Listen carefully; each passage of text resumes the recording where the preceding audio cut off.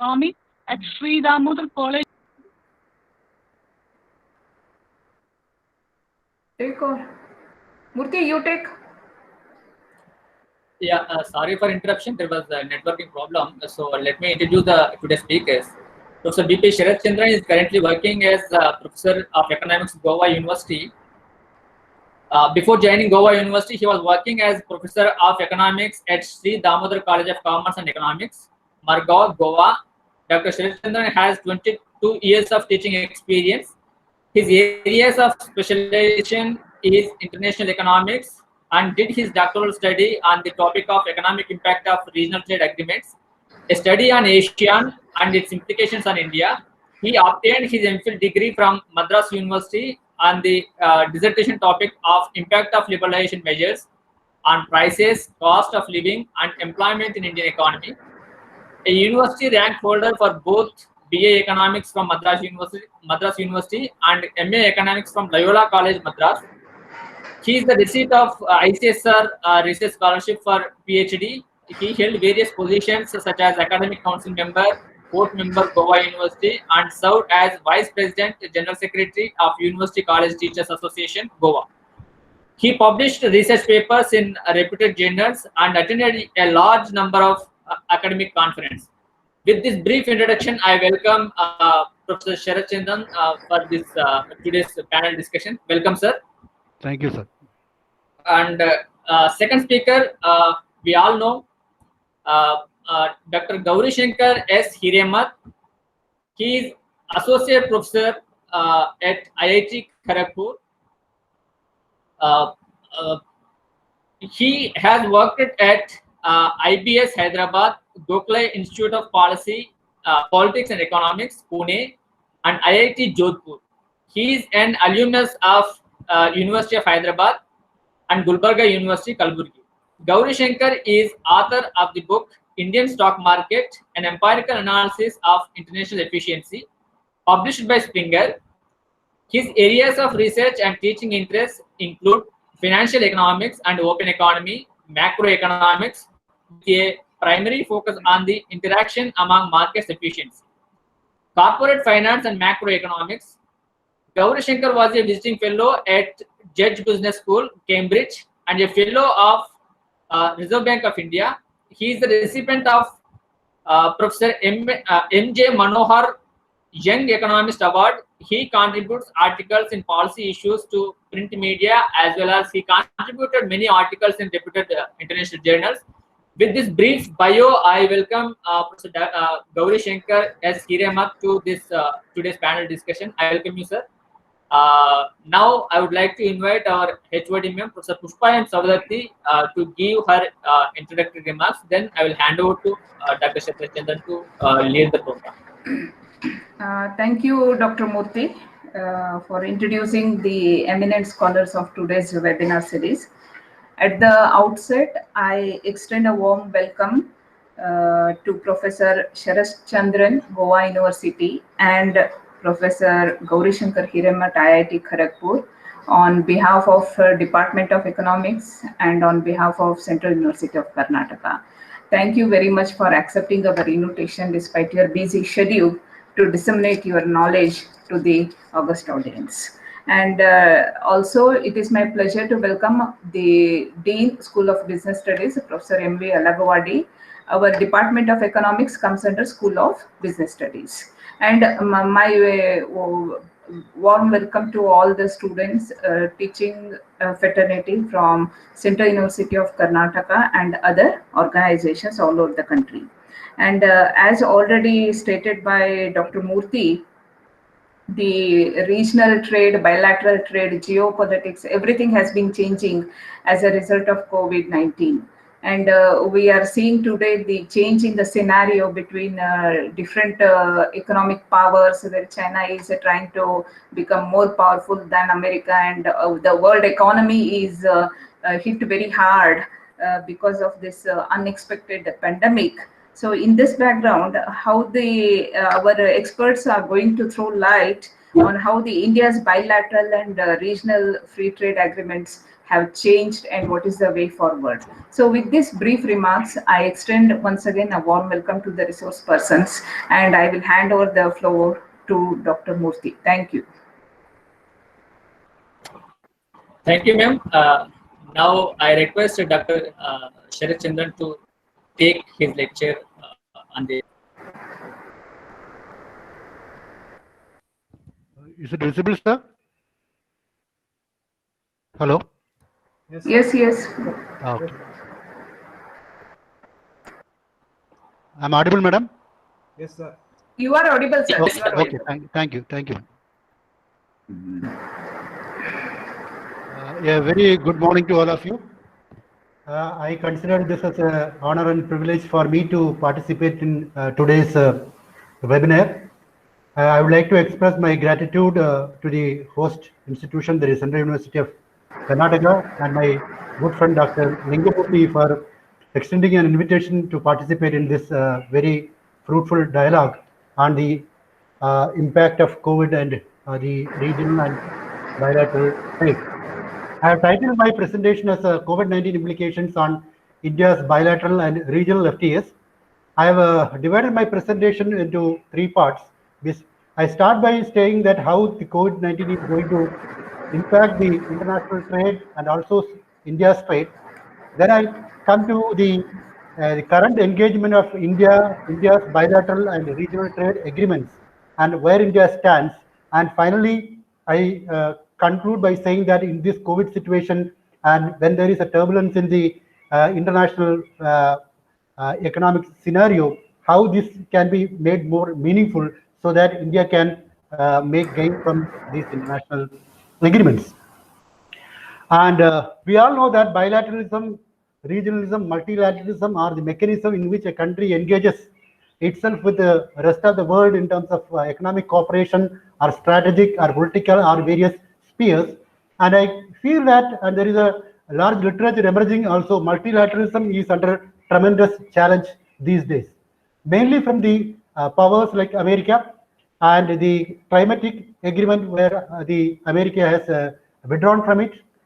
WTO membership they have withdrawn, and they are not cooperating with the World Trade Organization, and their participation in IMF and World Bank towards providing liquidity to the countries of the world is not very active, and there is a big question mark on the functioning of the multilateralism. Here, Corona has become the latest addition to these challenges and really started challenging the multilateral framework of doing things. And we know that in 2009, there was a global economic crisis. Then it was followed by a trade war from 2018 onwards between the two biggest countries of the world, namely USA and China. That has brought in turbulence in the international trade and financial scenario. And the COVID pandemic has brought this turbulence into a kind of a recession in the global economy. And the COVID-19 has a very, very unprecedented kind of an impact. It impacts supply side of the economy, demand side of the economy, a market shock, and creates a very, very paramount impact on the various sections of the economy. There is a curtailment in global production, supply chains are disrupted, energy prices have plummeted, commodity demand has come down, and the very, very scary part is that earlier recessions basically confined to manufacturing sector. COVID impact is also slipping into the services sector also. The most vulnerable, the people who are employed in the economy, particularly the contract laborers and the hourly based people, are the worst hit from this kind of a pandemic. This is a kind of a transmission how Corona can impact. It can impact leading to a higher trade cost because of that will lead to reduction of merchandise trade. Also, services trade can be affected. It can have a negative productivity shock in terms of supply disruptions, as well as contraction of demand and also investment from the corporates, and that requires a kind of a policy intervention which needs a lot of spending on health, also stimulus through fiscal measures to revive the economy. Natural consequence of this is the global economy is going to shrink and the growth rates are going to fall, and there are various international agencies like IMF, World Bank, or Asian Development Bank they are all saying that the economy is going to contract, and the impact or the consequence of these in terms of billions and trillions of dollars. For example, ADB says the impact alone for the Asia Pacific region is 1.7 trillion, that is 6.2% of the GDP if there is a 3-month duration of the pandemic, or if it goes to 6 months, 2.5 trillion. As things stands today, it is going to last pretty long period of time. WTO also came with a forecast. They are saying that merchandise trade is going to plummet, and that all the impact on trade depends on the duration of the pandemic outbreak, as well as the effectiveness of the policy response the various countries are making. And it says that all the regions, almost all countries are going to suffer a double-digit decline in terms of trade, and the worst affected are going to be the North America and the Asian countries. And even all sectors going to face a steeper fall, okay, in trade, particularly those sectors where value chains are entrenched very high, like sectors like electronics and automotive sector, where there is a large value chain participation is there. Services is also going to be affected because of the travel and transport restrictions countries are placing on the movement of the people. This is a kind of a world merchandise trade trend. Okay, this from 2000 to 2007, the world trade was growing pretty decent, and suddenly the global economic crisis came that has brought down the trade growth rate, and it has rebounded after, but it has not gone back to the original trade trend, which is shown in the dotted line, and it has fallen. From that fallen line, it has again started rising it, but suddenly in 2019 the COVID came, and there is a big dip we can see in terms of the merchandise trade, and they have projected optimistic scenario, pessimistic scenario. Pessimistic means naturally the dip is going to be even sharper, and people are talking about various types of recovery: V shape, U shape, L shape, and as things stand, V is ruled out. Whether it is going to be a U or extended U, okay, that is the one we are interested to see. Naturally, various sectors are affected because of these things. Okay, some of these sectors which are severely affected are the entertainment, gems and jewelry, hospitality, tourism. All these sectors are severely affected, and it takes medium to long term period to recover, and due to various reasons cited here. And what I'm saying is most of these sectors are highly connected with the international trade, and naturally trade is going to have its impact. Coming to India's merchandise trade, compared to the January-April quarter of the last year, okay, the trade has declined considerably from 26 billion last year to 10.36 billion. That means a negative growth rate of 60.3%. Major commodity groups, except one or two, pharmaceutical, naturally because of the pandemic, and other one or two sectors, most of the sectors showed a decline in trade, and import also declined in India. Naturally, crude oil import has come down substantially, and that is one of the reasons, surprisingly, India started showing surplus in the current account. Services sector not affected much, rather it has shown a 4.7% increase in the services trade, mainly because the mode 1 service, where 60% of India's services is there, is not, that is the cross-border train services like the BPA, the call center services, all those kind of things where people use technology and participate in, that is not affected much because of the travel restrictions. So that's the reason why India's trade has not come down substantially, but mode 2 and mode 4, that is consumption abroad and temporary movement of natural persons, have affected because of this COVID scenario. And if you look at the trade with the India's partner countries, most of these India's partners are the COVID affected economies. Okay, EU, where India's export is 90%, is affected. Italy, UK, France, all these countries. USA is #1 in terms of its cases. Okay, that is affected. China is the problem originated. Rest of the world, it's again. So what I want to say is that the countries where we are trading predominantly are the countries of the COVID affected economies. Naturally, that will have its impact on India's trade. And value chain, where most of the international trade is taking place now, is the one which is affected much due to this COVID. Okay, there are sectors like electronics.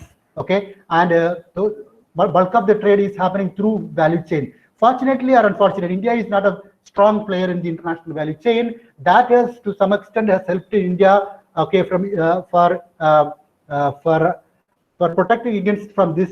But the problem is for the long-term growth. Okay, we have to participate in the international trade. Okay, through value chains, and that is very important for our long-term. Okay, currently we are not affected much because of the smaller participation. Countries who are participated largely are the one who are immediately affected.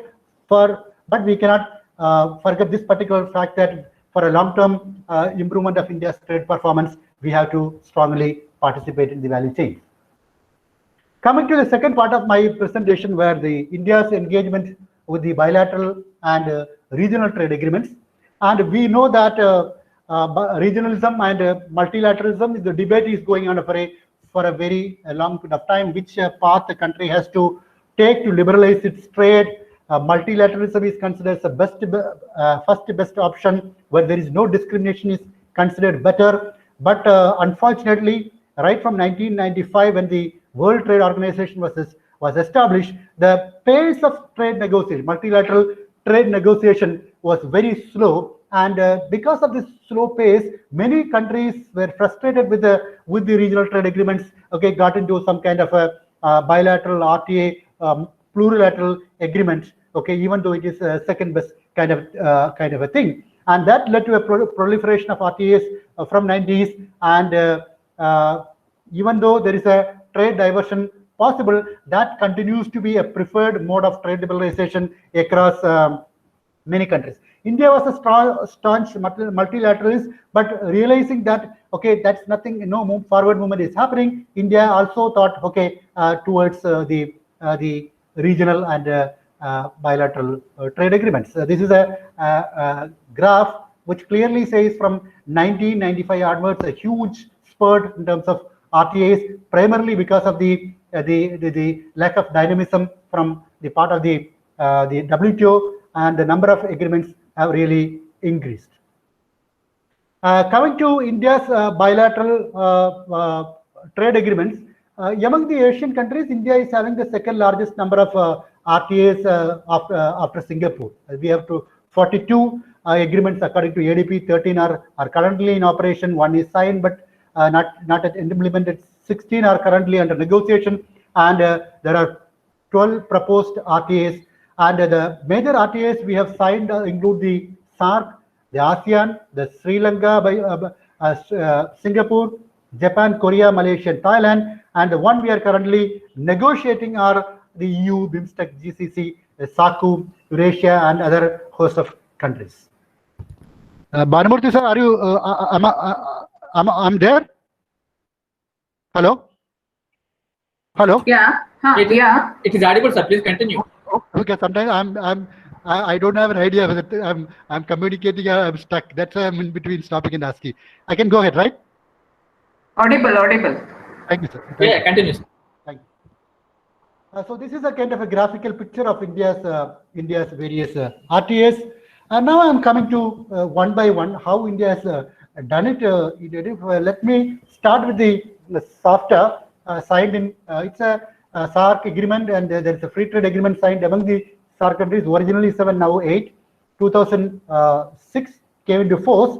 And if you look at India's trade performance with SAFTA, we have achieved quite well. We have a trade surplus with the SAARC countries. Our bilateral trade has increased from 6.8 billion in 2005-06 to 28.5 billion, and our share in the soft countries have increased from 1.6% to 2.5%, and we have a trade surplus increased from 4 billion to 21 billion. And really, we have succeeded in reaping our trade potential, which was there, even though there are some problems with the with the SAARC and the major partners in the SAARC, where India has really improved its trade war with Bangladesh and Nepal.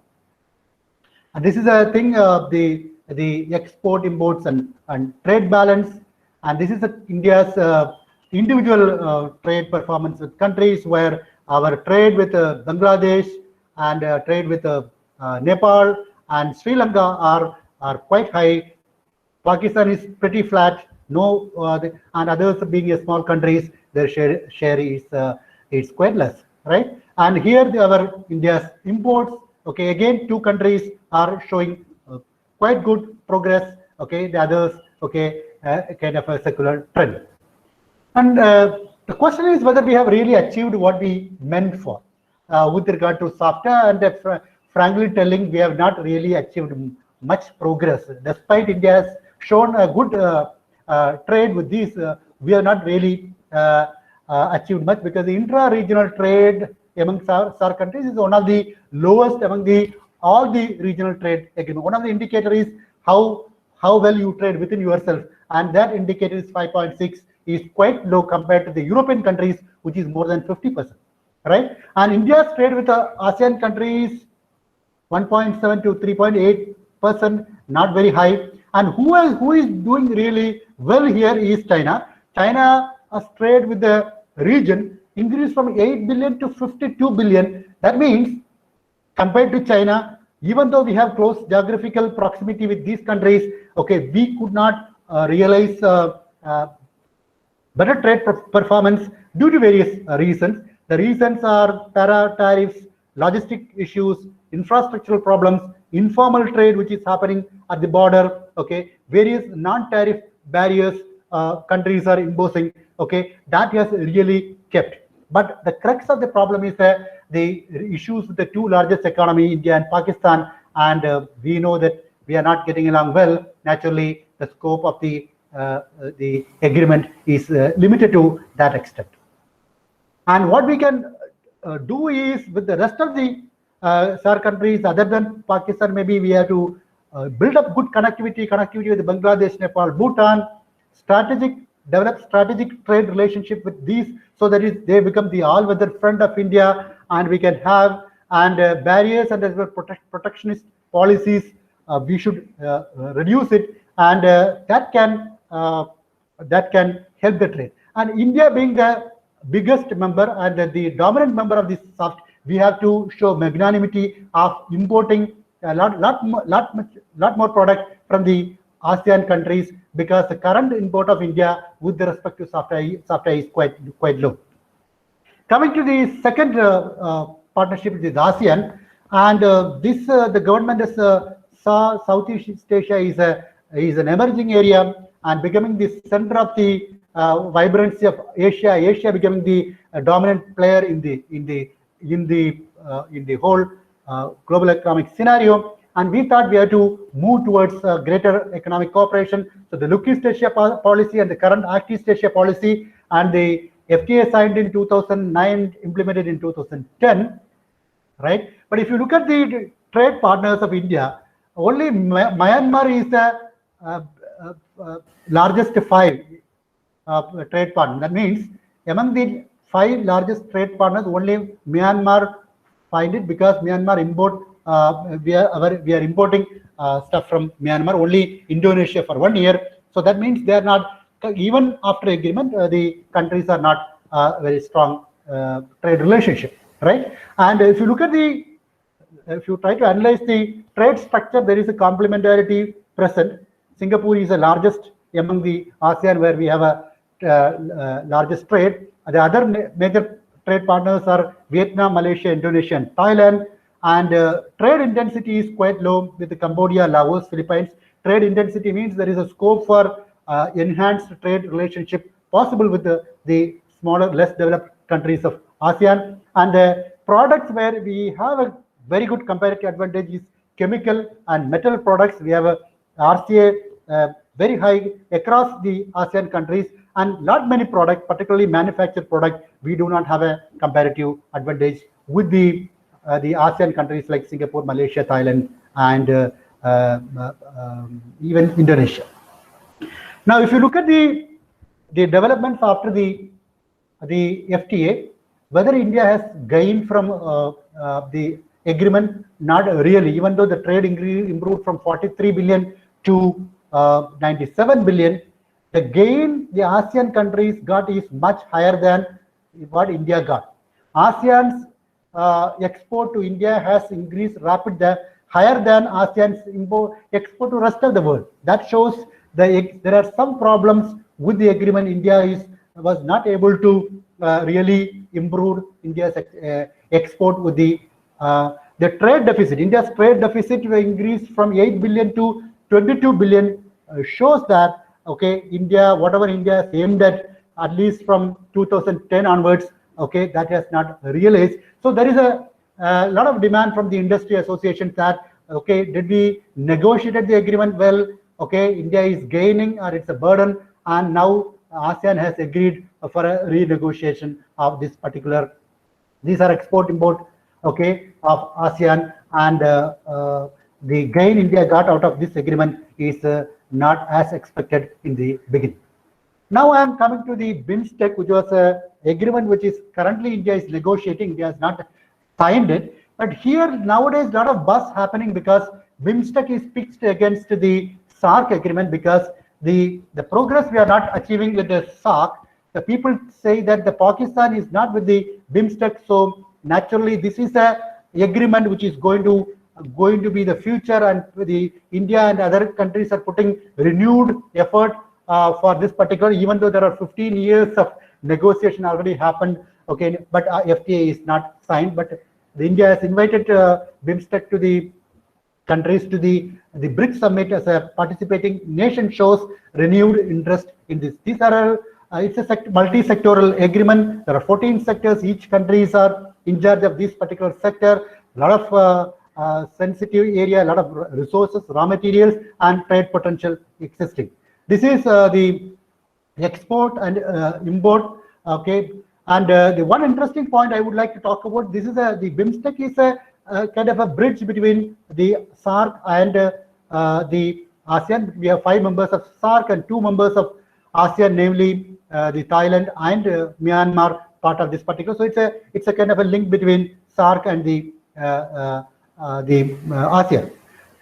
We have a trade surplus because 5 of them are the SAARC members, and this is a kind of a revealed comparative advantage, shows that there is a complementarity between India and the BIMSTEC members. This is fundamental for a country to get into some kind of a RTA. If the trade structure is complementary, that's the kind of a cushion a country will have. Okay, that can assure that kind of a the favorable trade. So that fortunately the trade complementarity is present with the BIMSTEC countries.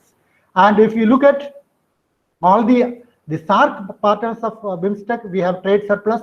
The 2 ASEAN, Myanmar and Thailand, we have a trade deficit. Okay, so that's the current status. And if you look at the export share, not much. Only 2 countries, Bangladesh for textiles and clothing, BIMSTEC for again textiles and clothing and transport. Okay, the export share is high. That means currently the level of trade is quite low, and if the agreement succeeds, okay, there is a potential that India can substantially improve its trade performance. Import share is also quite low, okay, giving scope for increased engagement of with these countries. Now, I've done a kind of a partial equilibrium simulation analysis to show whether we can gain from a potential FTA with the BIMSTEC countries. That shows that India can gain considerably from BIMSTEC. Okay, but we have to address certain issues like connectivity and infrastructure. Except Sri Lanka, all the other 6 countries, okay, it's a contiguous. That means land connected members. So we need to create infrastructure, connectivity, road project, railway project, flight corridors. Okay, all those things. Okay, now we are starting the Caledon project from Burma. All those areas we are initiating. Okay, connectivity and infrastructure is a key to achieve greater trade with the BIMSTEC countries. And there are a lot of negative issues also we need to address, but the very important issue is, okay, the region is a area where a lot of natural resources are available to be exploited, so India can get a lot of benefit, okay, compared to the volatile partners we have with the SAARC countries. The other FTA we have signed is with the Mercosur countries. These are the 4 Latin American countries, namely Brazil, Argentina, Uruguay, and Paraguay. Okay, they are away, far away. There's a long distance, but still we have a FTA. But the trade performance is not that very great. Okay, the bulk of the trade is with the Brazil, and unfortunately, recent past we have a trade deficit with these countries. Until and unless we transform our FTA into a comprehensive trade agreement, okay, the trade potential is limited currently, and there is a proposal to enlarge in the scope of the trade agreement, okay, in the recent future. Now I'm coming to some of the important bilateral FTAs we have signed. India, Japan is a very important signed in 2011, and that shows that again the story is same. The partner is gaining much more than what we are gaining. Okay, and look at that, India's deficit has increased quite a bit. Okay, with even though Japan is a very strategically important player, but in terms of merchandise trade, what Japan gains is much more than, okay, what India gains, and that problem needs to be addressed. Okay, so exports in India is much lower, imports from Japan is quite higher. Okay, exports to India, okay, minus 19%, exports of Japan plus 12%. That is again, okay, it's not a very sustained, and India is asking for a renegotiation of this particular agreement. Korea, India-Korea CEP, Comprehensive Economic Partnership Agreement, is another important bilateral agreement signed in 2010. Story remains the same. India's gain from this trade is limited. Okay, even though the total trade increased from 12 billion to 21 billion. Okay, and the trade deficit of India increased from 5 billion to 12 billion. So the gain for the Korea is much higher. Okay, the gain from India. There could be many reasons. The initial tariff of India may be much higher than the tariff of Korea, or various other factors, the kind of commodity we are trading with. But for a sustained agreement, okay, India has to see where where India has to focus so that the trade gains can be greater. India-Singapore, this is one FTA where India had trade surplus for a long time. India's export used to be higher, but that also again now narrowing down. Currently, a very small surplus. Okay, with Singapore. Singapore is a very critical country for India's engagement in Southeast Asia, and because of the historical relationship. But here again, okay, that gap is narrowing down, and the gains are becoming less and less. India also signed a bilateral agreement with Malaysia. Okay, again, India's imports are much higher than Malaysia. Okay, the gains are meager. Now the question is, what we can do? We can do is we have to identify a group of countries where we can have a greater trade, and where India can gain much. Okay, at the time of renegotiating and concentrating on the existing agreement, we also can learn from our trade negotiation skills and get into a newer FTAs with potential partners, and that can also improve India's trade. And one of the FTA which is currently in discussion, and that is the FTA with the European Union, where if you look at the whole European Union, 27 countries put together, and then it becomes the second largest import partner of India, above USA. After China, the European Union together is second largest, even higher than USA. Same is the case with the export put together. They are the highest. So there is a larger trade currently taking place, and the group is a large group, and there is a complementarity, and some of the trade the partners like like Belgium and France and though Germany, we have a large trade relationship. This FTA can help us to improve our trade potential. Okay, so that needs to be fastened up so that this can be a potential FTA India can. These are the sectors where currently India is trading, and we can see that okay, larger trade is possible. Now coming to the way forward, what we can do from our experiences of bilateral and regional trade agreements, and we have certain issues to be addressed.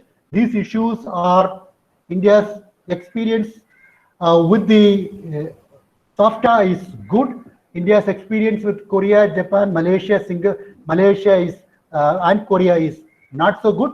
Okay, there are certain FTA related issues India has to urgently looked into. These are faulty commitments India is making, strict rules of origin issue, lack of awareness about FTA among the stakeholders, and high cost compliance the exporters have to meet. So we need to renegotiate them and make it friendly for India. And even though all these things, the one fundamental thing we need not forget is, okay, as long as we remain less competitive, we cannot improve. So every efforts have to be made to improve the competitiveness of India by taking various measures that improving our ease of doing business and other issues, okay, our trade facilitation issues, so that the overall competitiveness of the country, okay, is improved, and then plus the FTAs can take it further. And high trade cost which is existing with at least with our neighbors, we have to reduce it, and negotiation is very important. Whenever we sign an FTA, we should see the implications in a very multidimensional way. For example, India signed a commodity FTA agreement with the ASEAN, leaving the investment and services agreement. And once the merchandise agreement is signed, and then the ASEAN countries, particularly the Philippines and other countries, okay, showed less interest for an FTA with services or investment. So we have to look issues in a very comprehensive manner, okay, so that we gain from our FTAs. And many of the largest trade partners of India, if you look at the top 10 trade partners of India, except Japan and Korea, we don't have an FTA as of now. Okay, so that we have to go in with a trade agreement with our larger partners like USA, UK, Australia, and UAE. And we also have to devise our product strategy, what kind of products we have to concentrate, okay, such as engineering goods, electronics, drugs, and pharmaceuticals. These are the high-tech areas where we should concentrate more. Our traditional areas which provides large number of employment like leather, textiles, gems, and jewelry also has to, okay, supplement with our renewed effort for a high technology products. Finally, we have to move from our value chain from a low value position. We have to gradually improve to a high value addition in the value chain to gain from trade. Now, coming to the last part of it, how India can revive from India's trade can be revived from COVID-19. There are many issues. Okay, these are all suggested by many experts. We have to, first three are fundamental in the sense that we have to, export restrictions should be reduced. We should think beyond immediate. That means we should not shut our shop immediately from the panic. Okay, and we have to have transparent. These are all fundamental for a multilateral kind of an approach. Okay, so that we are not be selfish. Okay, world as a multilateral framework is giving and taking to address issues, and these issues also India, not only India, every countries have to follow that. So the spirit of multilateralism goes on. There are many issues I have already highlighted. Improving the infrastructure is fundamental. Moving up the value chain is important.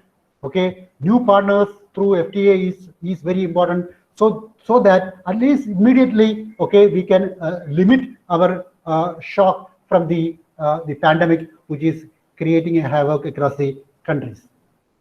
Finally, the question is multilateralism or regionalism. I strongly feel that multilateralism as an approach, as a methodology, plays a very important place. Not only in trade, whether it is in health or controlling climate change, or any public good problems where many countries are there, individual country cannot address those complicated multi-dimensional intergovernmental problems.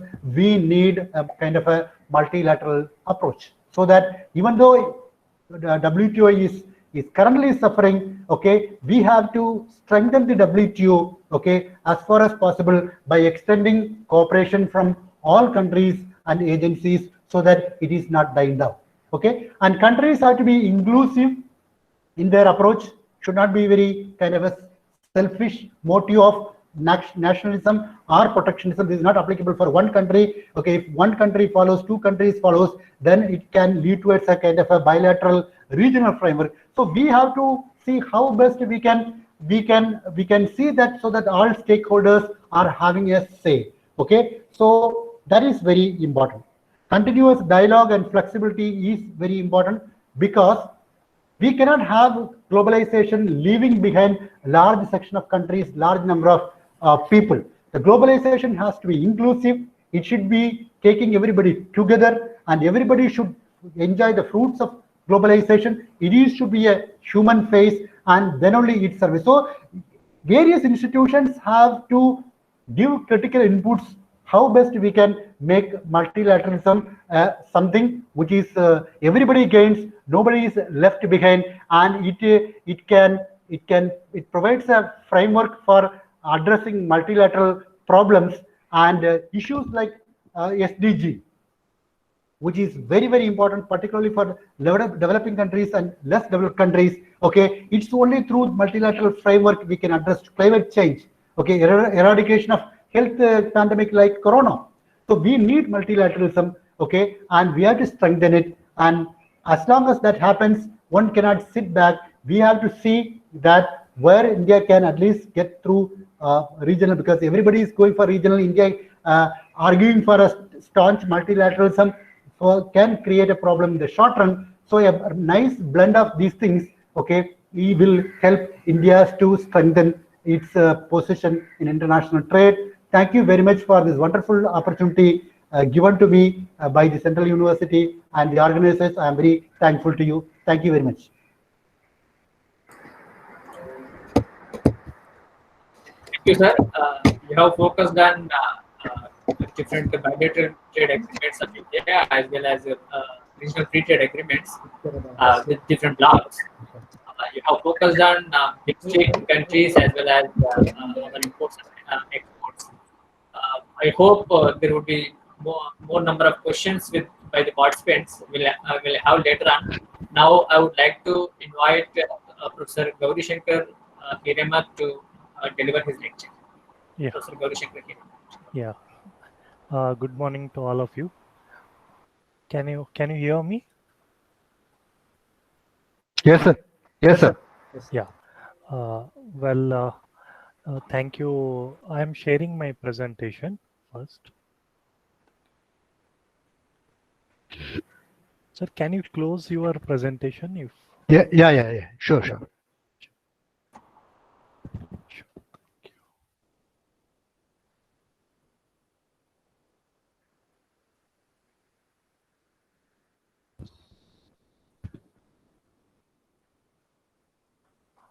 Well, good morning, all of you. And at the outset, I would like to thank Central University of Karnataka and Professor Lingmurthy and Professor Saudati for this invitation.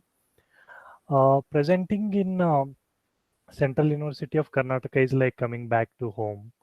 So Professor has already spoke at a length on the regional trade agreements. So being from a finance background or financial economics, I would like to look at these negotiations from a finance side of it. So therefore, I would like to see how I would like to speak on the regional trade agreements from a currency mismatch point of view.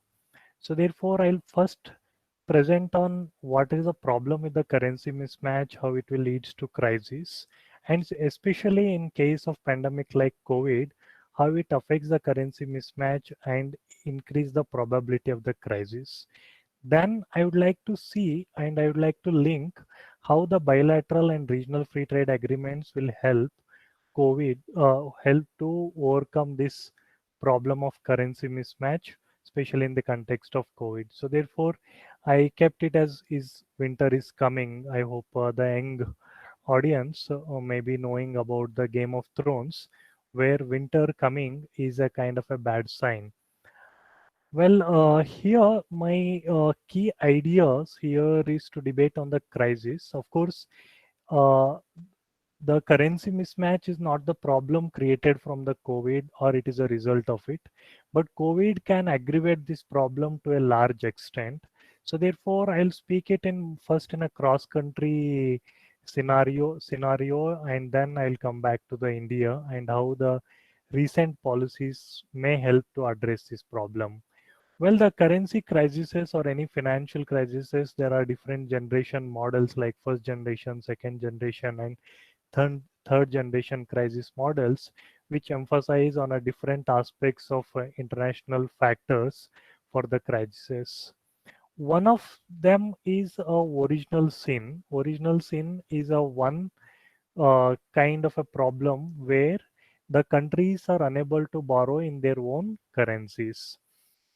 That is, if Indian firms or the Indian government wants to borrow money in international market in rupee, it is not possible because rupee is not a hard currency. So therefore, this is called as a original sin because the countries, because of their internal structure, they are not in a position to borrow the money from the abroad. And then the currency mismatch, that is original sin, will leads to the currency mismatch. So currency mismatch takes place when the assets of the currencies are denominated in local currency while the firms and the government borrow in a foreign currency. So therefore there is a asset and liability mismatch in terms of the currencies. So whenever there is a currency mismatch, that is for an international settings, let's assume that the exports are less and imports are more, and at the same time the country is also borrowing in foreign currency and export revenue is not sufficient to meet the liabilities which are denominated in foreign currency, then obviously it will lead to a crisis. That is, when there is an exchange rate depreciation, then the liabilities which are denominated in foreign currency will increase and exports may or may not increase. And in many of the cases, exports do not increase immediately. And I'll come to those bottlenecks why export may not increase and why we need a regional trade agreements little later. So therefore, whenever an economy faces a currency mismatch, in the event of external shock, be it a global financial crisis or any other event or situation like COVID, or which is a health pandemic, but even otherwise, when there is a exchange rate depreciation, it will lead to a kind of a crisis situation.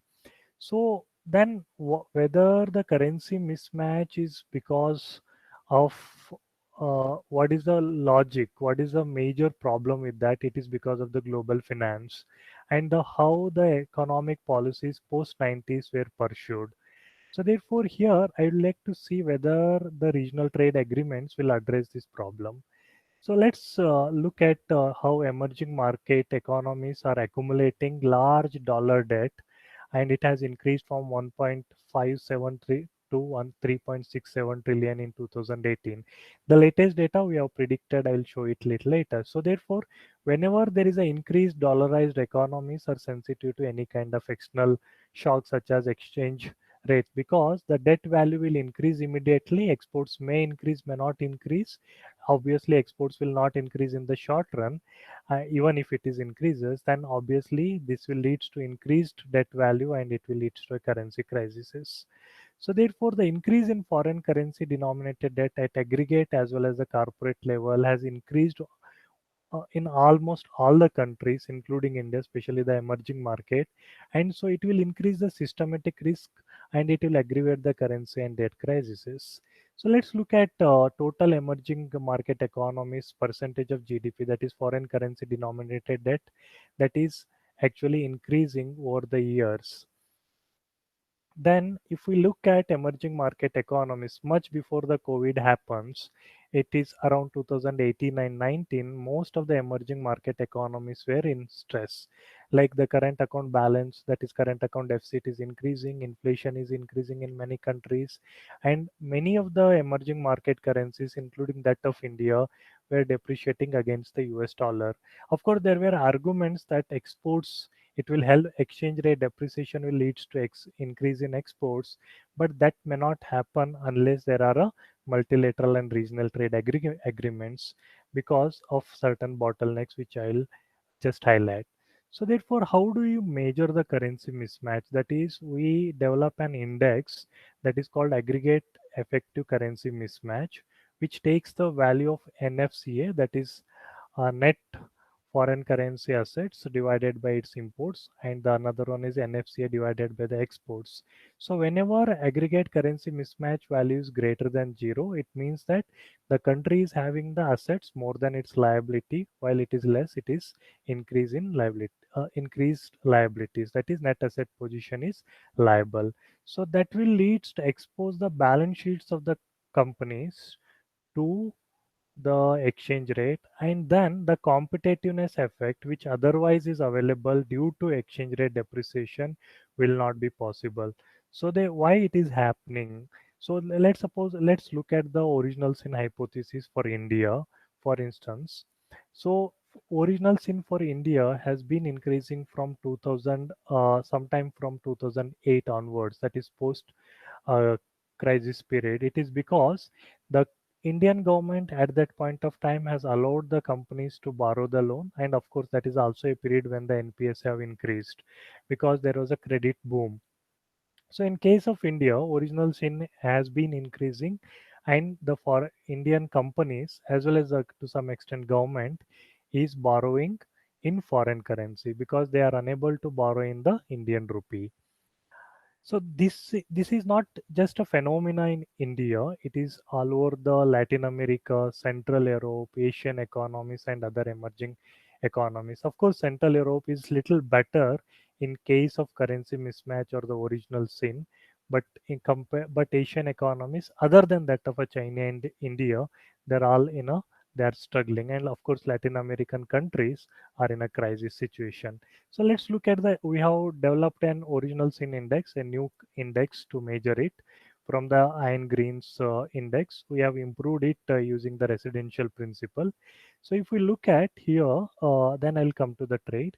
If we look at here, the Latin American countries which are more prone to the original sin problem, but in case of India, just as a special case, of course, even China has reduced its uh, original sin. If it is closer to 1, then the original sin is more, that is problematic.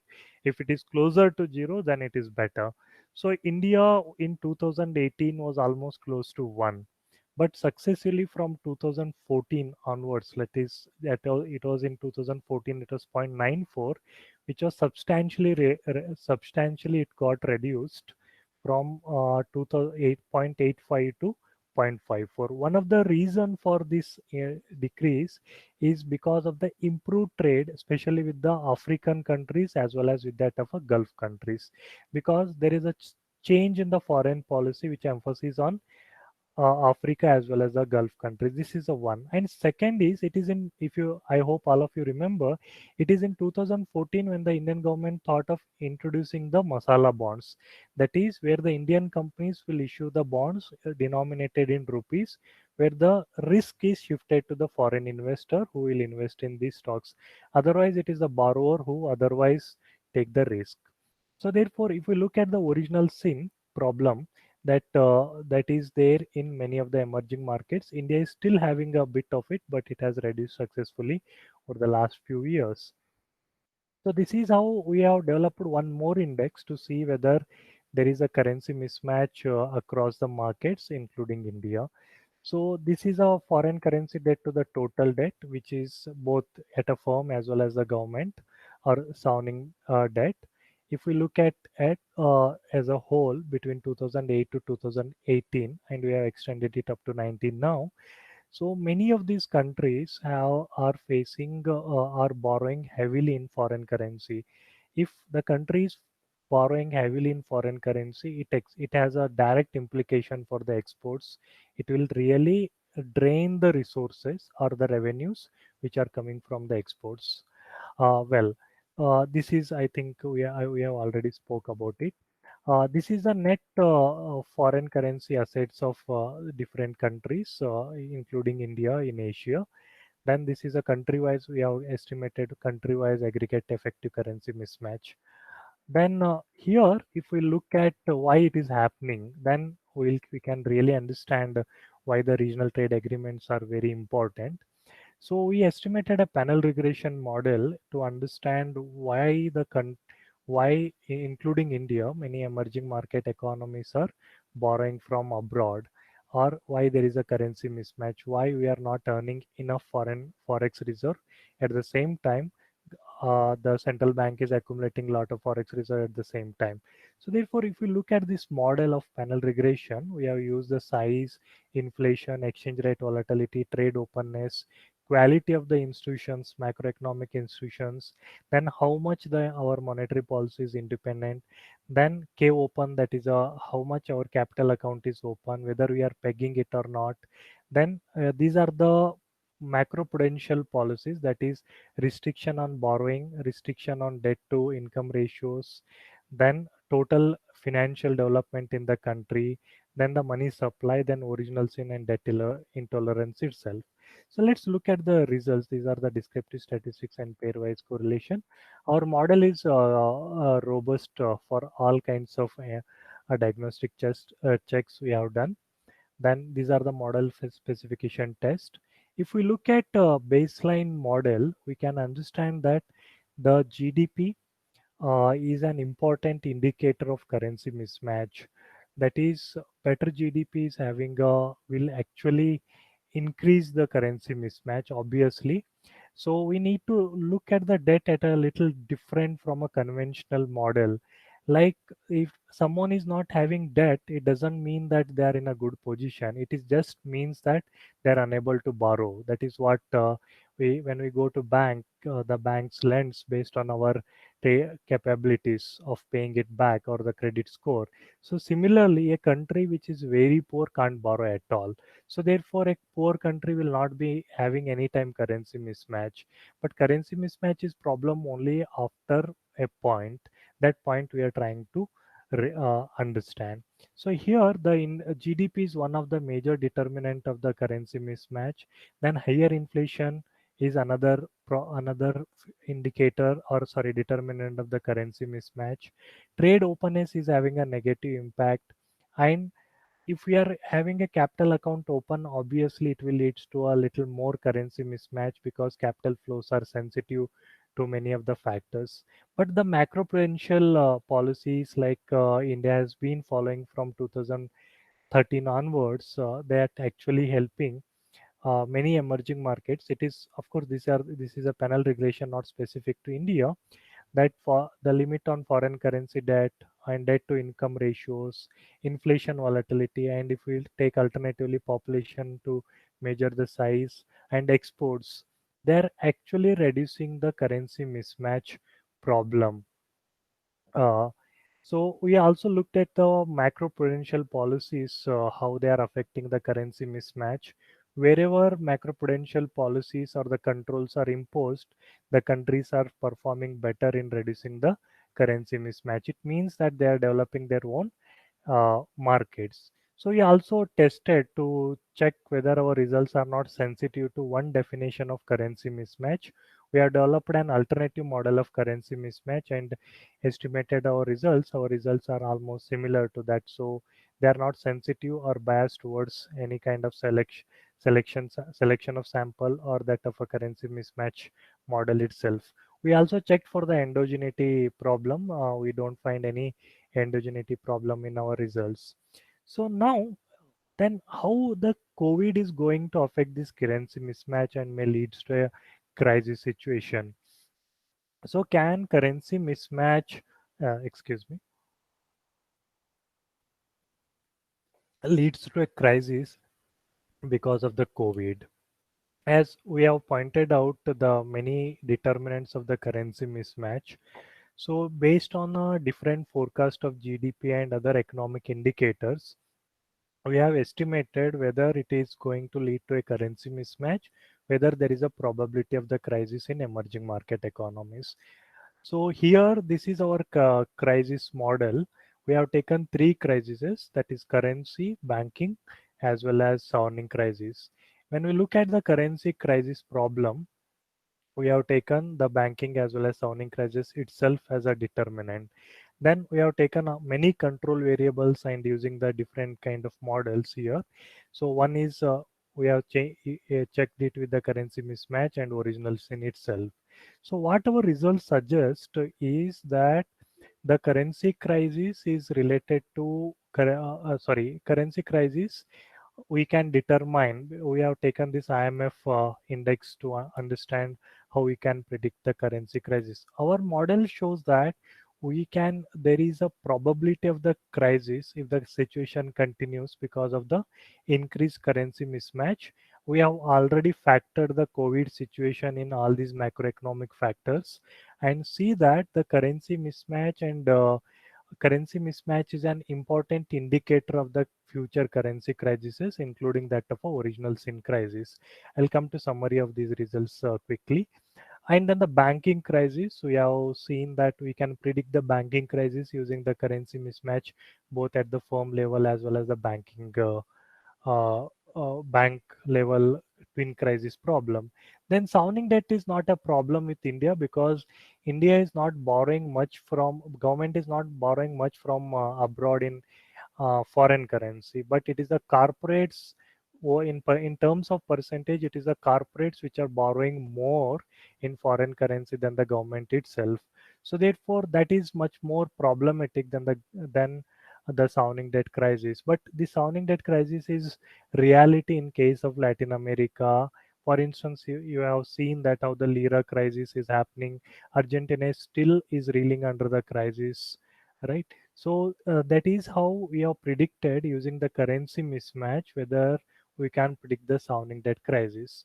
So this is a nonlinear effect of the original sin on the sounding debt crisis, and we use both the forecasting in sample and out of the sample. Our predictions are very much within the, I mean, the statistical or diagnostic checks validate our crisis model. And we have used the machine learning methods to forecast the crisis and factoring the COVID in case of this. So overall, what we can infer from it is that currency mismatch problem happens when the countries borrow in a foreign currencies, that is either private individuals or the corporates, and the government when they borrow in foreign currency. So one of the reason why India could reduce the foreign currency liabilities in last 6 years or little more than that, it is because of the introduction of the masala bonds in 2014 that has encouraged the Indian firms to borrow in rupee. However, the trading in masala bonds is not still encouraging. So how it is related to the exports or the trade agreements? It is how this is going to happen. Now, if we look at the problem, with the exchange rate depreciation, the exports are expected to increase.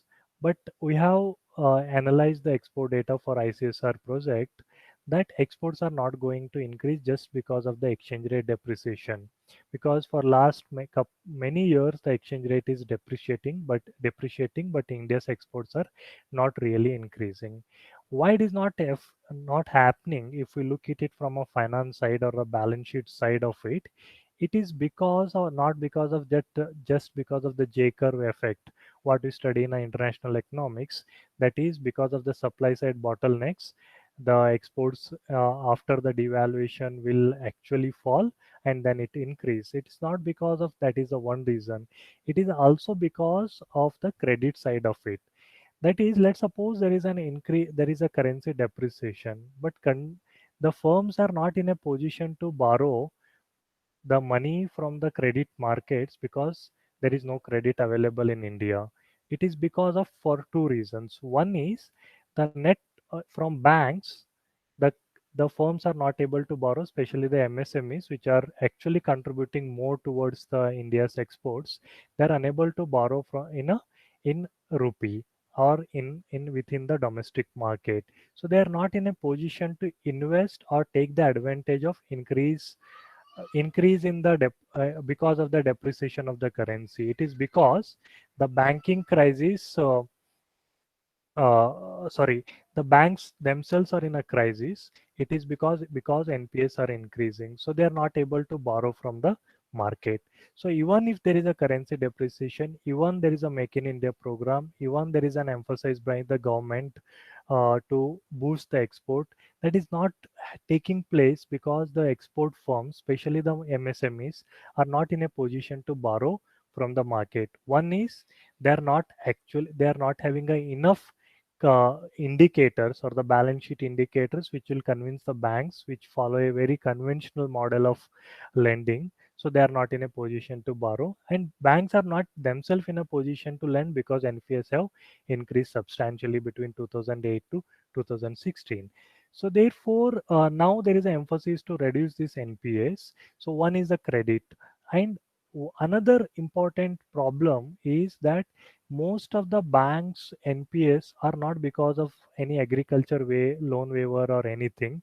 It is mostly because the large firms are borrowing from the banks, and they are actually resulting into a NPS. So therefore the MSMEs are not in a position to borrow, while the large firms efficiency has gone down substantially, but they are not paying back the money to that. So and the actually large firms are supposed to borrow from the corporate debt market, but that they are not borrowing from corporate debt market.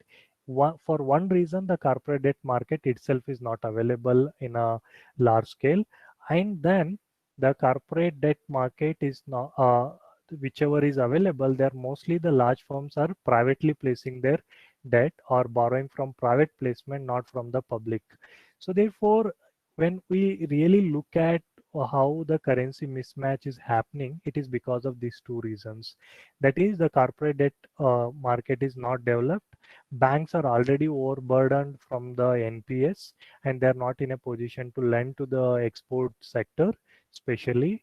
So therefore, even after depreciation, even after a lot of incentives from the government, the exports are not increasing. So therefore, how the regional trade agreements or the bilateral trade agreements can address this problem of currency mismatch? Because if the firms can increase its exports, it can easily earn the revenue. Then it's if the liability in foreign currency will also go down.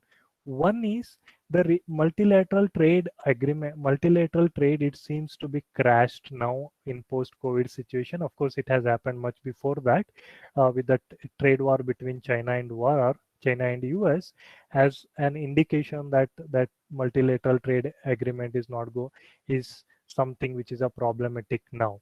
So now it is a regional trade agreement, free trade agreements, and the bilateral free trade agreements that will help us, India, or any other emerging markets to address the problem of currency mismatch. India had always hold the lessons for many of its emerging peers. So therefore, to address this problem of currency mismatch, one and boost the exports, the regional free trade agreements are very, very important.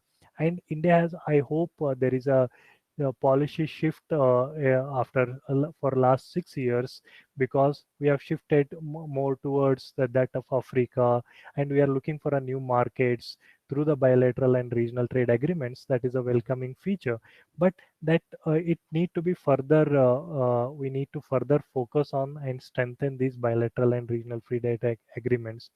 And one of the most important agreements should happen in these bilateral agreements is that of a negotiation on invoicing. See, most of the risk or why the firms borrow in a foreign currency, it is because they are receiving the export revenue in also from different currencies. So they need to hedge, so therefore they have to borrow. To stop this, for the Indian exports, especially for the MSMEs, it is better if the government can negotiate on the invoicing of the trade receipts in the Indian rupees. If that is achieved in these bilateral and regional free trade agreements, then that will address this problem of currency mismatch, as well as it will boost the export revenues. Then how to strengthen these agreements further, and how to improve the export sector from this, whether these trade agreements will really benefits to strengthen. But whether with these trade agreements alone can we able to export more? I think answer is not no, because the currently the self-reliance or Atmanirbhar emphasis is more on a trade side. I think that need to be further extended to the finance side as well, because we need to develop the corporate debt market. Until that happens, the export sector may not, or especially the MSMEs will still suffer. Otherwise, they are more efficient than the listed firm themselves or the large firms. If you look at the export processing zones, or what we call special economic zones, and compare it with them of the MSME export sector, if we look at exports, MSMEs exports are far better. They are more efficient in terms of amount of investment they are making than compared to that of a large firms or special SEZs. SEZs, there is a huge investment from the government, but the revenues are not, is almost same what MSMEs are doing. So therefore, one way of export boosting these exports through the free trade agreements is to provide the credit facility to the export sector. If we look at, like as this figure shows, the credit from the banks, in the total credit, it is only the banks which are lending to the export sectors. Otherwise, if we look at, of course, it is increasing, no doubt, the credit to the export sector as overall is increasing, but still it is actually not substantially not substantial. It is because the bank themselves are constrained with the NPS, and now with the new policies emphasize on the NPS, the banks are reluctant to lend to the MSMEs again. So therefore, that is where the government need to step in and improve the bank credit facility. How we can reduce the burden on the bank? That is, of course, the lending rates in India have substantially gone down, and with the recent cuts, there is no lending rate problem. The most important factor to boost the exports through the free trade agreements, one is invoicing, no doubt about it. Then the large firms need to be made to borrow from the corporate debt market, because they are the large firms, they are having enough strength on their balance sheet to borrow from corporate debt market. But the banks are actually, from 2008, they took the advantage of global financial crisis where the government is lending the money.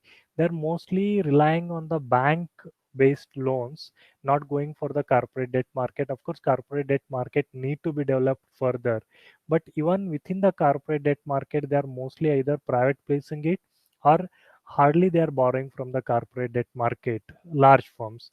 So recently, SEBI has mandated the large firms should borrow at least 25% of their total debt from the corporate debt market. But whether it is going to happen or not, we need to see that. So therefore, we need to ensure that the large firms migrate to the corporate debt market to borrow, so that the MSMEs in export sector should have a sufficient credit from the bank. So banks will be lease, okay, will be reduced burden with the NPS, then it can easily uh, help the MSME sector, so that the regional free trade agreements, whatever agreements happens, that will be realizable only when that credit facility is provided. And as far as the grants and subsidies are concerned, a lot of neoclassical economists are against the grants and subsidies, especially to the MSME sector, telling that grants and subsidies are not efficient and etc. But actually, when we really look at the analysis, we have done it. I don't want to show it in detail as it is a panel discussion. The grant and subsidies are more useful only when there is a sufficient credit to the sector, export sector, because grants and subsidies alone will not help. Actually, they have a negative impact on the exports sales. It is because when there is a insufficient grants, obviously it will leads to only working capital. Only when it is supplemented by the proper credit or sufficient credit, then it is possible to utilize these grants and subsidies, especially for the MSMEs, to you utilize it better and increase the exports. So therefore, lending rates and migrating the large firms to the corporate debt, and sufficient for the efficient utilization of the grant and subsidies credit is very, very much important.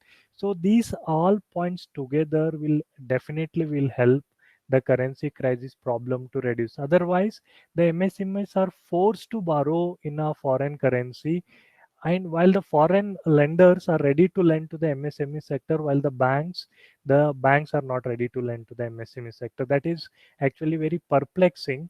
It is because the global markets are cheaper for MSME sectors than the local markets. So therefore, here the emphasis, as there is a self-reliance emphasis on the exports, that need to be also extended to the financial sector, where we need to make the firms self-sufficient in terms of credit availability. Then obviously the free trade agreements which the government of India is actually trying to achieve, has already achieved many of these agreements successfully, will be more useful, and where the exports can increase in future.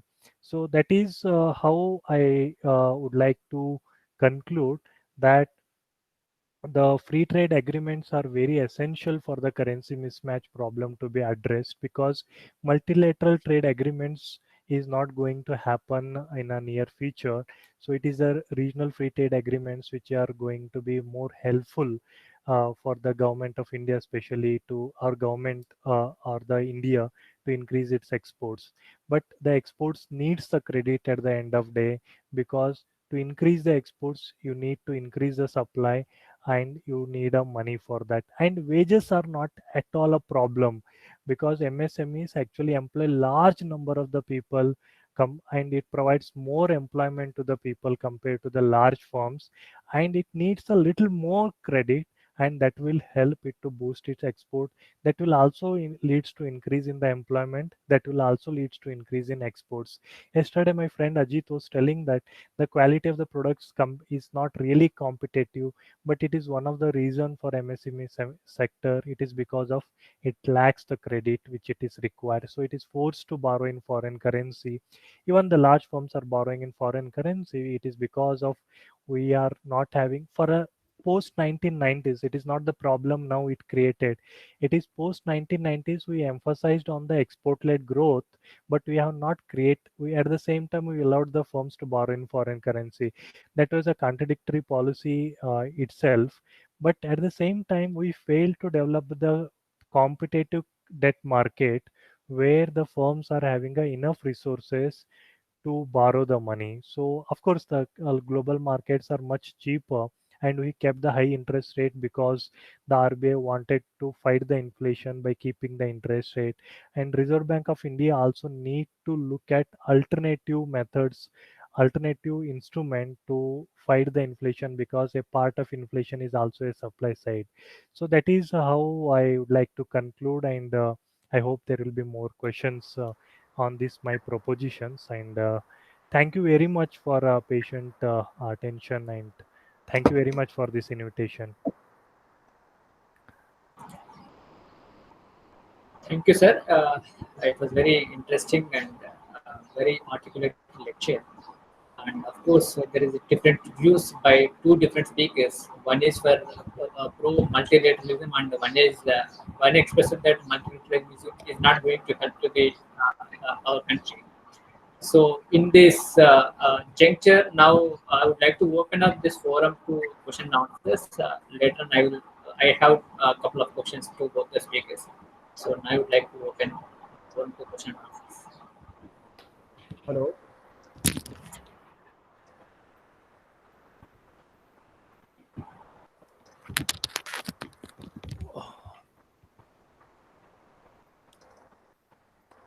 Lingamurthy, can you speak? Yeah, please, sir.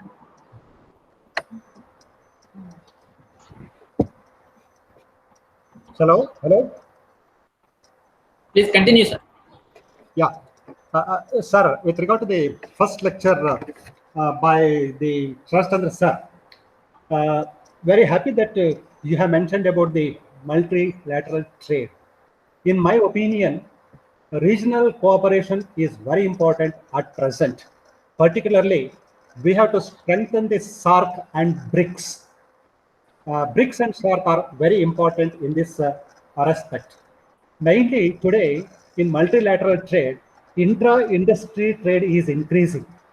So instead of multilateral trade with many countries, it is better to have the regional cooperation and regional associations, like, as I said, SARC and also BRICS. Well, you have said about the Mercosur also. We have to remember the NAFTA also, North American Free Trade Area. You are telling about the European Union. With regard to the European Union, after the Brexit, there is a great problem in Europe itself. So even though there are 23, 25 countries in European Union, they are unable to achieve their aim, number one. Sir, with regard to the lecture by the Gauri Shankar sir, sir, you are mentioning about the currency mismatch. One of the reasons being the borrowings, you are telling. And we have got this current account deficit also. Is it mainly because of this borrowing, currency mismatch is there, or because of the depreciation of the currency by government of India? So this is what I want to get clarification from you, sir. First one is my observation. Second one is my just question to Gauri Shankar. Thank you very much.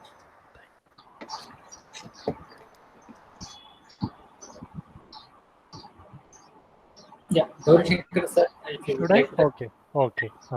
Can I answer Lingmurthy, Professor Lingmurthy? Yeah, please. Yeah.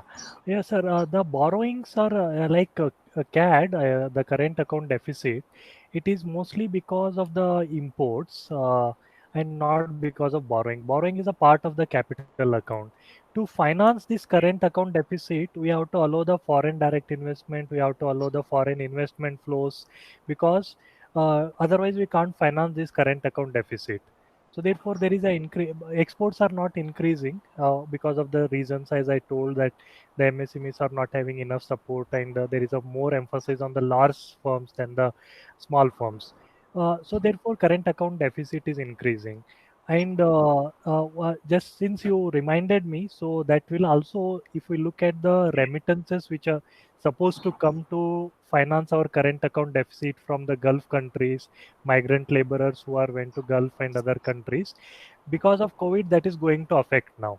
So current account deficit is going to be little more problematic in absence of that thing. So therefore, as you are emphasizing on regional trade agreement, that may help with the Gulf countries if we can convince them to retain these migrant laborers. Anyway, so the borrowings are, it is mostly because the firms are not in a position to borrow from the domestic market because interest rates are high. Why we have kept interest rate high? Because we need to finance our current account deficit. We need a foreign direct investment, or we need to attract the foreign capital. They will come only when your interest rate is high, but it will affect our growth. So therefore, growth has slowed down. So therefore, the if we really want to address the current account deficit, we need to increase the exports, and that is one reason. What I feel is the credit. I mostly work in finance side of it. So therefore, one side is that is a credit facility. If it is provided, it will really help. And regional trade agreements are more relevant because it seems that globalization has crashed. So more or less in 2019 itself, much before the COVID happens. So that is what led it to the trade war between China and US. So US always look at its own interest, as we all of us know. So therefore, maybe the regional trade agreements will help India to address this problem. So borrowing is not happening, is happening because of CAD. CAD is not happening because of borrowings. I hope I clarified it Yes. satisfactorily. Thank you, sir. Yes, sir. Can I respond, sir? Yeah, please. Okay, thank you, sir, for your question. With regard to you said RTA should be very important. There is no question about it. As I told you, there is a debate which is very, very, very old. Whether it is a multilateralism, there is no definite conclusion. This is good, that is good, and depending upon the nature of the agreement, the problem, okay, the gains varies. Okay, so there is no, even the first RTA of Anglo-French agreement is quite old. So this has a very long history. So we cannot have a this or that. Maybe a right blend of multilateralism with some kind of a workable regional trade agreements. Now, with regard to SARC, I have absolutely no doubt, because SARC is our immediate neighbors with a very proximity. Problem with the SARC is the two countries, India and China, the two largest countries, are at no point of time have a very cordial relationship most of these agreements, they all have to sit together and agree upon. And one country, there are two countries, that two, the biggest two countries of the group, cannot get along, and then you can't launch to a higher level of cooperation, right? So that is often pulling down, even though India has substantially improved its trade with SAFTA, okay, and it is stuck there. There is no elevation happening, primarily because of this bilateral issue between India and Pakistan. That's the reason why now people are suggesting that, okay, BRICS, the BIMSTEC, which is without Pakistan, but most of the SAARC countries and two of the ASEAN countries, is much more workable, much more futuristic, okay, to invest upon. Okay, so that is the main issue with it. With regard to BRICS, you said BRICS is an informal arrangement. There is no FTA signed between these two the groups, and because China, Brazil, Russia, and there is a large geographic diversion. What is one issue, and BRICS is in Latin America. Okay, distance is a factor, and another thing is again China. The whole thing I have not touched upon China. Now, India's trade relationship is going to be defined by the stand taken by China. If China, with the current kind of economic, the relationship between India and China, and I don't see BRICS is taking anywhere in the immediate future. And China is going to be the member there, and that may be a reason India is wary of signing an FTA kind of a relationship with. Maybe it's a kind of an informal get together of the rapidly rising developing countries to kind of a counterweight to some of the G7 or those kind of a countries. So I don't think BRICS is materializing as a regional trade agreement in the immediate future. With regard to NAFTA, it's a regional cooperation of three American countries: USA, Canada, and Mexico. And India is now currently strongly involved in an FTA with the USA. Already the trade negotiations with the Canada is on, and Mexico we don't, because Mexico will be a competitor for India for labor-intensive kind of a production. So I don't think India can be a member of the NAFTA because it's purely a regional grouping, and maybe India can sign an FTA with the two active members of NAFTA, mainly USA and Canada. Finally, with the EU, you said Brexit is happening. What's a prospect of EU is one country, UK is one country of the 27. There are 26 other countries and India has a very strong trade with Germany, Belgium, host of other countries. And even without the UK, European Union is going to be a very strong grouping, and India can look for FTA. And simultaneously, India is planning to have an FTA with the UK. So anyhow, that is not an issue at all. Okay, that's my response. Sir, with regard to the all participants also, I want you to involve in the discussion. Gauri Shankar sir and Sar Chandra sir. See, at present, it is inevitable that we cannot neglect China because the currency yuan is becoming very strong. 2 years back, I visited China. And apart from that, China is building the Silk Route through, around India. It is making its base very strong. Instead of hating and winning an enemy, the best way to win an enemy is to make friendship. The only way in future, because out of the 770 crore population of 210 countries, China has got 142 crores and India has got 135 crores. The major trade block is here itself. Sir, even though we neglect BRICS, even though we neglect China, China cannot neglect us. There may be certain issues at present with regard to the border, but in future, if the hardware of China and software of India go together, we can conquer Microsoft and we can conquer Dell. So the future answer is only with regard to the regional cooperation, including China. I am not a nationalist. People who are very nationalists, they may oppose that we have to boycott the Chinese commodities, which is not highly impossible at present, because we have taken this WTO agreement, according to which we cannot bar any country from having the trade. So there are many issues with regard to the Chinese economy. Anyway, sir, the future, what I pursue is that since the Chinese economy, currency is becoming very strong, sir, Gauri Shankar sir, probably it is better to have a friendship rather than enmity with China, which is going to happen after this COVID-19. Thank you. Yes, definitely the Chinese currency will be the future hard currency, no doubt about it. And its economy has grown, its FDI is more, it is holding the large dollar reserves with it. If it wants, it can create a havoc in the dollars market by releasing it. So therefore, the trade war between US and China is same thing. As Professor Sarath Chandra has also pointed, and you, that most of the time in this SAARC, the political considerations and its local compulsions are affecting its economic ties. So that is always be an issue. So therefore, if we combinedly, if we look at Asian three markets or economies, Japan, India, and China together, they are larger than the world in terms of trade, GDP, and any other links. So therefore, definitely, I think that was what the policy emphasis was also there with the China from the beginning. Both, I mean, irrespective of any government, so the India's foreign policy as well as the trade policy with China has been the friendly always, except it recent border issues.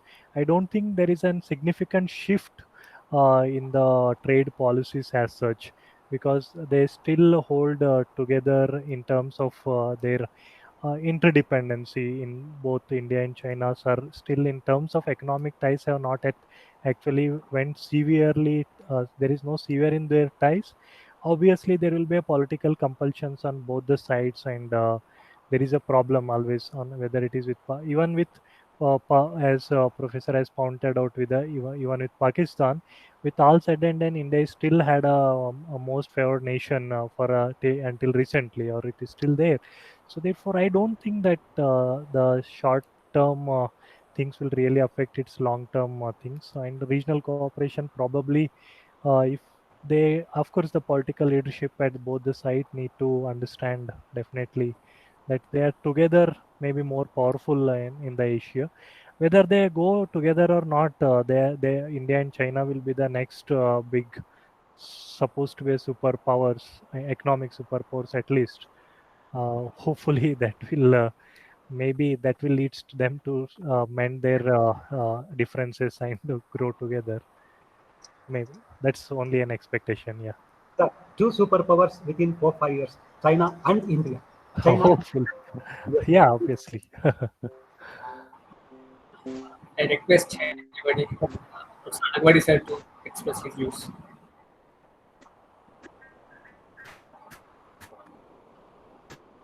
Yeah, good afternoon. Am I audible? Yes, sir. Yes, sir. Yes, sir. Yeah. First of all, let me thank both the resource persons, Professor Sarath Chandran from Goa University and Professor Gauri Shankar Hiremath from IIT Kharagpur. Thanks for taking out your time and really giving insightful and meaningful comments on today's topic. Thank you. It was a great pleasure for me to hear both of you. And I have questions and observations. More than observation, I would like to know, to have a more clarification. Should we, for Hello? Professor Sarath Chandran, this observation is, would you think that, or for both, would you think that multilateralism is retreated? Is it because multilateralism or WTO framework didn't help inclusive development of countries? So somewhere down the line, this WTO didn't ensure the inclusive development of nations. Some countries benefited a lot than the others, or some countries are exploited by some other members. So why, as a matter of institution, international institution setup, why they didn't ensure this is my concern. If you answer, I will ask subsequent my clarifications. Yeah. Professor Chandran, you can. Professor Chandran?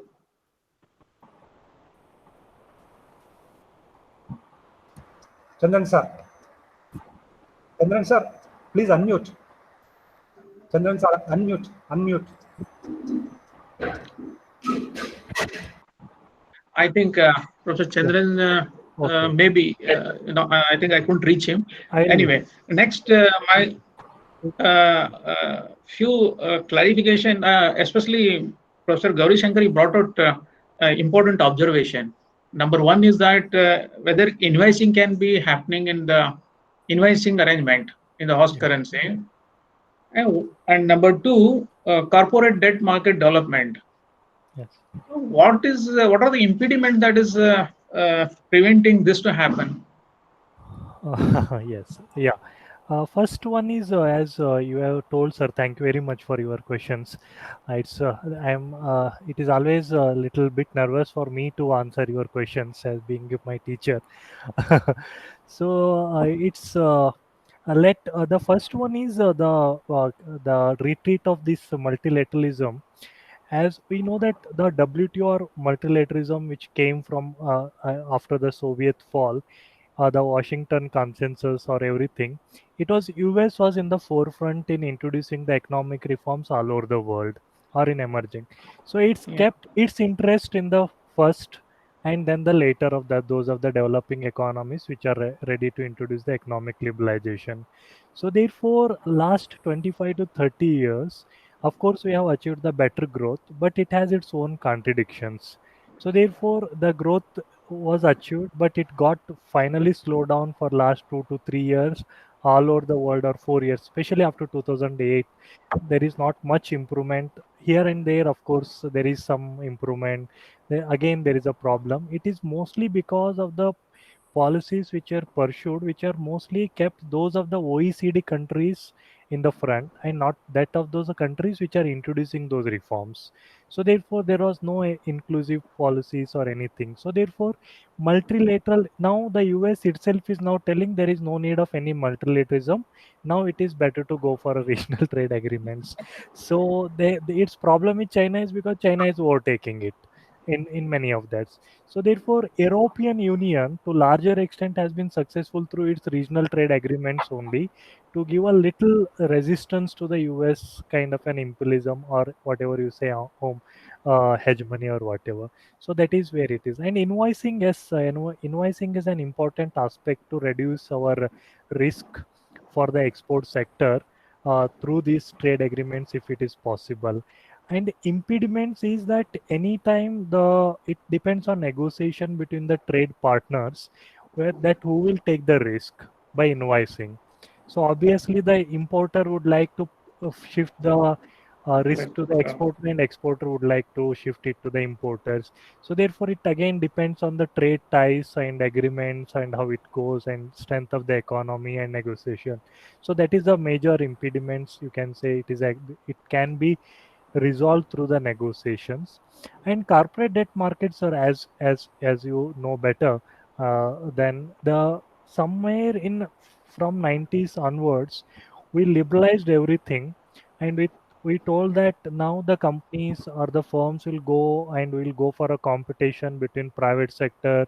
It will bring the efficiency and all talk, but not, but significantly the large firms have actually used social resources for its own private profit. So therefore, if you look at the NPS, the largest share of the NPS is that of the large firms, not that of the farmers loan waiver or anything. Entire farmers loan waiver is equivalent to 20% of the 12 firms which are having a high debt. So therefore, they did not move to the corporate debt market because there is a more need of disclosure. They have to raise the money from competitive rates. They have to disclose more their projects because debt markets, it is valued by the investment banks and others. So but banks with their strength and political ties, they can easily borrow from the banks, and it is easy to borrow from their bank for the large firms. So that is what the reasons why the corporate debt market was not developed. And of course there are many other, somewhere it got neglected. Of course there is a NSE working paper, Reserve Bank of India has a working paper on that, that we need to develop corporate bond market, but the trade is not really active there. They are mostly private placement is there, mostly they are going for the bank based credit. So that is what is happening. Thank you. Really good explanation. Thank you very much. Thank you, sir. Thank you. Yeah, I think Professor Chandran is back. Professor Chandran? I think some voice connectivity problem. Yeah. Acha, just to make one observation on the one participant made a comment about India, China. That's going to be future superpowers. Yeah, could be superpowers. But one thing we have to remember that the historical legacy cannot be overlooked so easily. And the Chinese approach or attitude over a period of time, not only towards India, but even towards other countries, especially in South China Sea. And look at Hong Kong, look at Taiwan, and across the globe now. China is like earlier imperialism. Now they are having economic imperialism. They have bought so many assets in Africa, and they want to contain India also. They are already having one side, they are developing Pakistan, other side Sri Lanka, other side they are not moving Bangladesh. Already their Burma is on their side, and on top Nepal. No, they are even instigating Nepal to be against India. From all angle, if you see, China is not having a broader outlook of a friendship to grow together. They want to develop themselves as a next superpower who can be a hegemony. I mean, a sort of earlier superpowers did. It is following the same thing, and if they do so, definitely it's not going to be a win-win mutual beneficial partnership. So what I think Professor Gopal Singh said, I think it is a idealism. What you suggested is idealism, but that idealism to realize, environment has to improve in many directions, and we cannot overlook the historical legacy and the current behavior of China. This is my just views. Thank you. So maybe that is a behavior of any superpower, sir, it seems. Yeah. To be superpower, you need to suppress somewhere someone. Yes, a superpower should become more responsible. They should really emulate the inclusive development. But it doesn't happen. It is human nature. What individual does, a nation does in collective form. Yes, That nationalism spirit, we are superior. We have to be under us. This is what is preventing a global development, inclusive development. So, Chandran, are you hearing me? Yeah, sir. Sorry for because I lost my power here, so I just logged. Yeah. We were wondering some issue. Yeah. So I heard your question, sir. About you were asking about the future of multilateralism, and what I feel is that multilateralism, WTO supposed to do that in the case of trade, but unfortunately, what happened is after '95 when the WTO came, and it took very long time for decision making, because every member country has to accept for a particular decision to be implemented, because unlike GATT, which was an informal thing, here it's a rule based thing. Everybody has to accept every rules, and then because somebody is not following, then the penal action can be taken.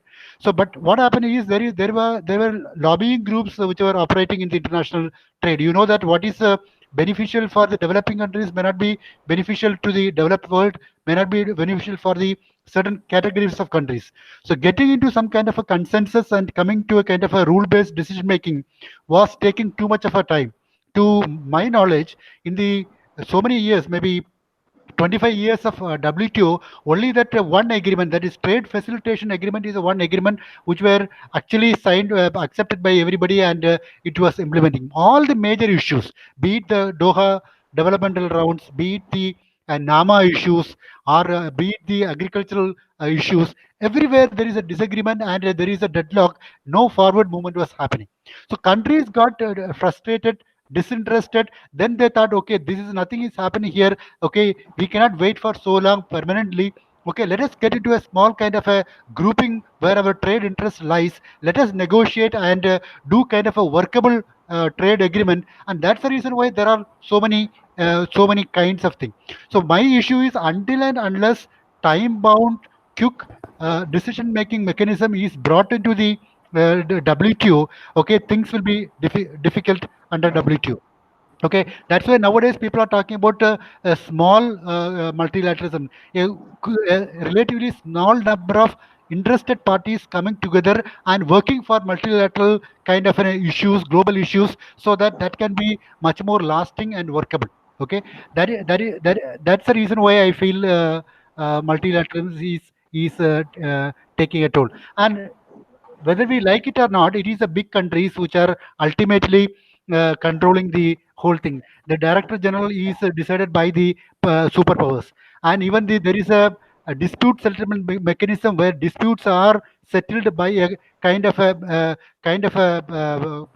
judicial system where judges are appointed by the superpowers. Now America is refusing to appoint nominate judges, so the entire dispute settlement mechanism is standstill, where there is a trade war between USA and China was happening. Nothing in the WTO because the quorum itself is not there.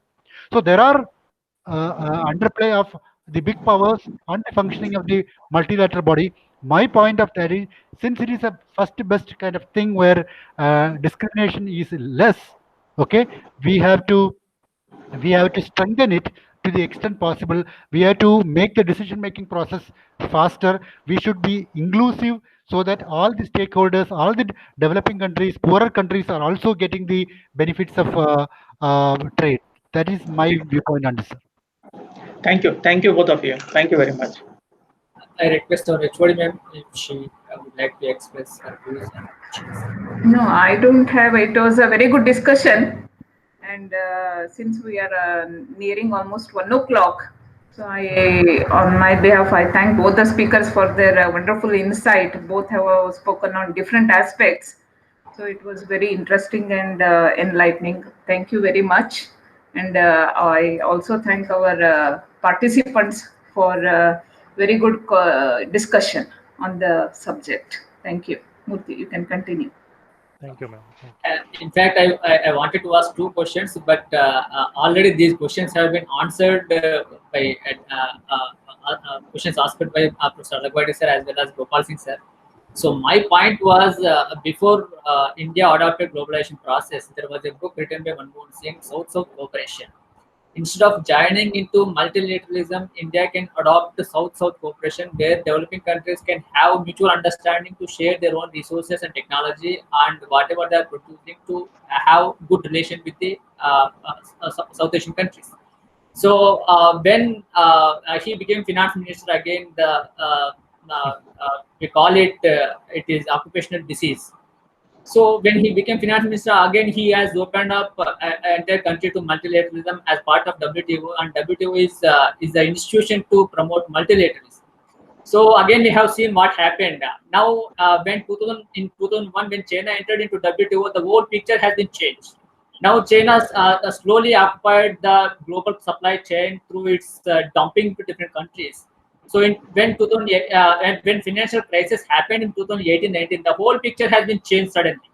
So all the manufacturing industry from the globe shifted to China, and China offered different kinds of soaps to all the manufacturing sector. So now China became the hub of the world manufacturing. Now Corona has given some other kind of situation to China, and the world industry has been wanted to shift from China. Now the question comes here, and before COVID only there was a trade dispute between China and America. That's the reason they wanted to have regional free trade agreements. So America itself has started multilateralism, and when America got some kind of shock from China, then again it has decided to change its policy to regional free trade agreements. So why India should fall under the trap of whether China or America? Why can't India can adopt or strategize its own thing to develop based on its own resources and based on its own geopolitics and all? That's what my opinion here. If you would like to answer anybody, then we can continue. Otherwise, I would like to start here. Yeah, Professor Lingmurthy, yeah, you are rightly pointed out. So you called it as an occupational disease, right? So I call it as a neoclassical model. So all those who are into a neoclassical model, so they will do it as soon as they get into the policy making. So that is where the problem is there. I just wanted to add this point to what you have already spoke. Yeah. Sir, with regard to China, I would like to say something, because there is a question that why not to cooperate with China. But currently that trade deficit between India and China is 55 billion US dollars without FTA. And India is having a serious problem if an FTA, whether it is through RCEP or through any other mechanism, that India is going to face a huge trade deficit with China. And that is one part of the story. And as somebody rightly pointed out, China's intentions are also questionable. And when an RTA or an FTA, whether or any form of integration, it's not a purely economic or trade issues also. Okay, Alan Winters has given a beautiful description. It is a multi-dimensional where there is a strategic, there can be many other objectives which can be achieved through multilateral or regional trade agreements. Here, India and China's relationship is all not that rosy at any point of time. Maybe the trade was happening because they were succeeded in sending us goods which are at a very low cost. But China's role is there in Aksai chain. The Belt and Road Initiative passes through Aksai chain, which India claims part of Indian territory. And how India can have a kind of a trade agreement with a country where there is a territorial dispute happening through Aksai chain, which India claims part of it. And Pakistan's every move is supported or strengthened by the Chinese role. So India, China, Pakistan problem, as long as it is not resolved, China directly or indirectly plays a role. And its expansionist move is happening in South China Sea, or the kind of development it is happening around the India South, the Bay of Bengal and south of India. It is developing port in Sri Lanka and Myanmar, Pakistan, Iran. So that is kind of a relationship. India has to think every nation sovereignty is the utmost thing. The economic priority engagement comes a little later that. So until and unless China also changes its attitude, because China wants to be a hegemon of Asia, and the only two nations which can challenge is India or Japan. And these two countries, they want to grapple with so many domestic or international issues so that they cannot direct their energy for developing it. Okay, so that is China's concern. So even if China comes forward for a greater economic relationship with India, I don't know how far they are genuine and how we can trust. That is also a question. So as Dr. Murthy said, we have to look into various options. We should be street smart and where India can put their money, because the world is suffering because everybody put their entire eggs in Chinese basket, because now the world has realized that until and unless they create an alternative supply chain and completely depending upon one country can create a havoc, particularly a pandemic situation like COVID. That's my observation. There's a last question. You can answer very quickly. It is posed by our colleague Mohsin Khan. Can population be a significant factor to emerge as superpower in the future? Because now US has been incentivizing its citizens to have more children. If anybody would like to answer, be quick. Yeah. I don't think so that population can be a significant factor to become superpower, because US incentivizing its children, I mean its population to have more number of children, it's for a different reason, because it's not having enough young population to work. The same thing with the Europe, but I don't think the just population itself can be a significant factor to have to become superpower. Because and why should someone become superpower also? I don't know. It's not necessary. It should be a superpower as such. Sir, I feel that population plays a very important role, if not the only reason to become a. I understand that South Korea is a country which has rapidly transformed and become a very economically mighty, or we can call it as a developed nation. And many highly populous countries like Indonesia cannot be compared with Korea. But population still, I think it plays a role, because India, most of India's growth, I feel, has mainly driven by the domestic market and the large middle class, which is rapidly rising. So to that sense, we have a cushion in terms of a good population base, which is supplementing the international demand for goods and services. Naturally, the fundamental condition, everybody talks about the human development. Until and unless we develop the human population to a critical level, we cannot really develop as a country. So once that critical inputs like education, human development is given, and a country like India, the domestic population and the burgeoning middle class is acting as a cushion for its aggregate demand. And whenever there is an external crisis comes, we can at least we can balance it by a huge domestic market. In that context, population plays a very critical role, I feel. Thank you, sir. Now I would like to conclude this session. First of all, I would like to thank both the speakers for their articulative and evidence-based lecture on free trade bilateral and regional free trade agreements.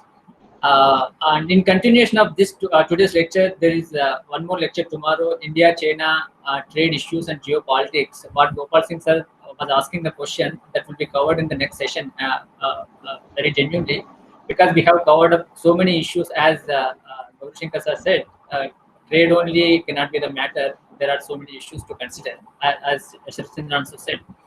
And if we look at the Chinese strategy, Chinese President Xi Jinping has gave his lecture in Israel Parliament, saying that all these days China was supplying its products throughout the world.